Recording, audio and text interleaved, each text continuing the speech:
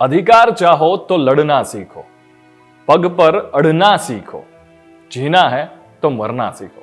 આ વાત કરી હતી બિહારના મુખ્યપ્રધાન રહી ચૂકેલા, જેને હમણાં જ મરણોપરાંત ભારત રત્નથી સન્માનિત કરવામાં આવી રહ્યા છે. આ 26મી જાન્યુઆરી એમને એવોર્ડ આપવામાં આવશે.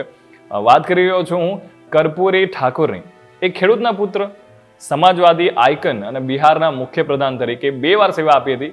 પહેલી વાર ડિસેમ્બર 1970 થી લઈને જૂન 1971 અને એના પછી વાત કરવામાં આવે તો ડિસેમ્બર 1977 થી લઈને એપ્રિલ 1979 દરમિયાન. હવે વાત કરવામાં આવે તો એમને જનનાયક અથવા તો પીપલ્સ લીડર તરીકે ઓળખાતા હતા.